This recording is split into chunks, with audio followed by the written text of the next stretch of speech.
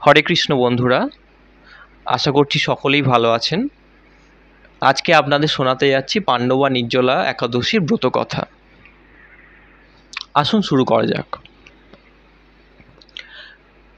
জ্যৈষ্ঠ শুক্লপক্ষের এই নির্জলা একাদশী ব্রত সম্পর্কে ব্রহ্মবৈবর্ত পুরাণে শ্রী ভীমসেন ব্যাস সংবাদে বর্ণিত হয়েছে।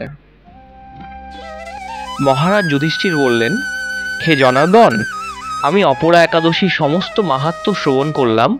এখন জ্যৈষ্ঠ শুক্লপক্ষের একাদশীর নাম ও মাহাত্ম্য কৃপাপূর্বক আমার কাছে বর্ণনা করুন। শ্রীকৃষ্ণ বললেন, এই একাদশীর কথা মহর্ষি ব্যাসদেব বর্ণনা করবেন, কেননা তিনি সর্বশাস্ত্রের অর্থ ও তত্ত্ব পূর্ণরূপে জানেন। রাজা যুধিষ্ঠির ব্যাসদেবকে বললেন, হে মহর্ষি দ্বৈপায়ন, আমি মানুষের লৌকিক ধর্ম এবং জ্ঞানকাণ্ডের বিষয়ে অনেক শ্রবণ করেছি। আপনি যথাযথভাবে ভক্তি বিষয়ে নিয়ে কিছু ধর্মকথা এখন আমায় বর্ণনা করুন। শ্রী ব্যাসদেব বলিলেন, হে মহারাজ, তুমি যেসব ধর্মকথা শুনেছ সেগুলি কলিযুগের মানুষের পক্ষে সে সমস্ত পালন করা অত্যন্ত কঠিন।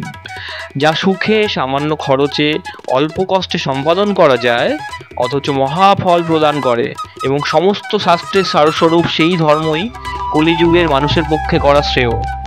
সেই ধর্মকথাই এখন আপনার কাছে বলছি। উভয় পক্ষের একাদশী দিনে ভোজন না করে উপবাস ব্রত করবে। দ্বাদশীর দিনে স্নান করে শুচি শুদ্ধ হয়ে নিত্যকৃত্য সমাপনের পর শ্রীকৃষ্ণের অর্চন করবে। এরপর ব্রাহ্মণদেরকে প্রসাদ ভোজন করাবে। অশৌচাদিতেও এই ব্রত কখনো ত্যাগ করবে না।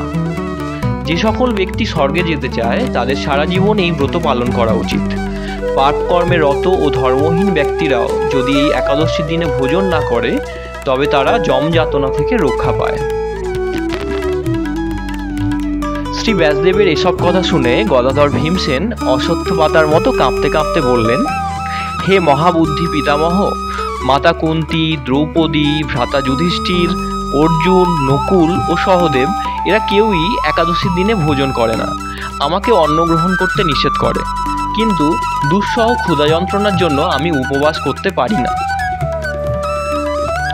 ভীমসেনের এরকম কথায় ব্যাসদেব বলতে লাগলেন, যদি স্বর্গাদি দিব্যধাম লাভে তোমার একান্ত ইচ্ছা থাকে তবে উভয় পক্ষের একাদশীতে ভোজন করবে না।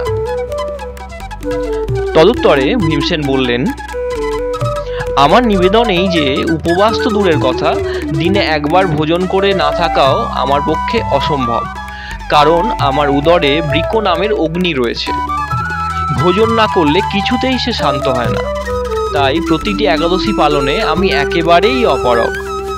হে মহর্ষি, বছরে একটি মাত্র একাদশী পালন করে যাতে আমি দিব্য ধাম লাভ করতে পারি, এরকম কোন একাদশীর কথা আমাকে নিশ্চয় করে বলুন।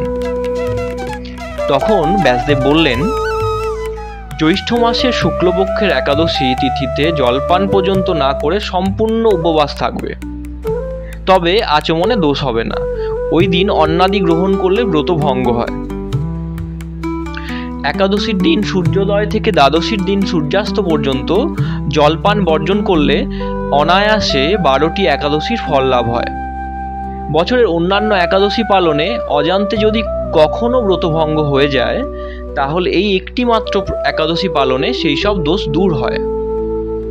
দ্বাদশী দিনে ব্রহ্ম মুহূর্তে স্নানাদি কার্য সমাপ্ত করে শ্রীহরির পূজা করবে। সদাচারী ব্রাহ্মণদের বস্ত্রাদি দান সহ ভোজন করিয়ে আত্মীয় স্বজন সঙ্গে নিজে ভজন করবে। এরূপ একাদশী ব্রত পালনে যে প্রকার পুণ্য সঞ্চিত হয় এখন তা শ্রবণ করো। সারা বছরের সমস্ত একাদশীর ফলই এই একটি মাত্র ব্রত উপবাসে লাভ করা যায়। শঙ্খ, চক্র, গদা পদ্মধারী ভগবান শ্রীকৃষ্ণ আমাকে বলেছেন, বৈদিক ও লৌকিক সমস্ত ধর্ম পরিত্যাগ করে যারা একমাত্র আমার শরণাপন্ন হয়ে এই নির্জলা একাদশী ব্রত পালন করে তারা সর্বপাপ মুক্ত হয়। বিশেষত কলিযুগে ধন সম্পদ দানের মাধ্যমে সদ্গতি বা স্মার্ত সংস্কারের মাধ্যমেও যথার্থ কল্যাণ লাভ হয় না। কলিযুগে দ্রব্য শুদ্ধি নেই, কলিতে শাস্ত্রোক্ত সংস্কার বিশুদ্ধ হয় না, তাই বৈদিক ধর্ম কখনো সুসম্পন্ন হতে পারে না। হে ভীমসেন, তোমাকে বহু কথা বলার আর প্রয়োজন কি? তুমি উভয় পক্ষের একাদশীতে ভোজন করবে না। যদি তাতে অসমর্থ হও তবে জ্যৈষ্ঠ মাসের শুক্লপক্ষের একাদশীতে অবশ্যই নির্জলা উপবাস করবে। এই একাদশী ব্রত ধনধান্য ও পুণ্যদায়িনী। যমদূতগণ এই ব্রত পালনকারীকে মৃত্যুর পরও স্পর্শ করতে পারে না। পক্ষান্তরে বিষ্ণুদূতগণ তাকে বিষ্ণুলোকে নিয়ে যান। শ্রী ভীমসেন ওই দিন থেকে নির্জলা একাদশী পালন করতে থাকায় এই একাদশী পাণ্ডবা নির্জলা বা ভীমসেনী একাদশী নামে প্রসিদ্ধ হয়েছে। এই নির্জলা একাদশীতে পবিত্র তীর্থে স্নান, দান, জপ, কীর্তন ইত্যাদি যা কিছু মানুষ করে তা অক্ষয় হয়ে যায়। যে ব্যক্তি ভক্তি সহকারে এই একাদশী মাহাত্ম্য পাঠ বা শ্রবণ করেন তিনি বৈকুণ্ঠ ধাম প্রাপ্ত হন।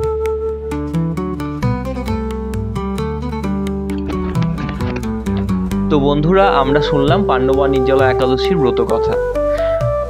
আশা করছি আপনাদের সকলের ভালো লেগেছে। আপনারা সবাই এই নির্জলা একাদশী পালন করুন, অন্যদেরকেও পালন করার পরামর্শ দিন। সকলের ভালো হোক। জয় শ্রীকৃষ্ণ। রাধে রাধে।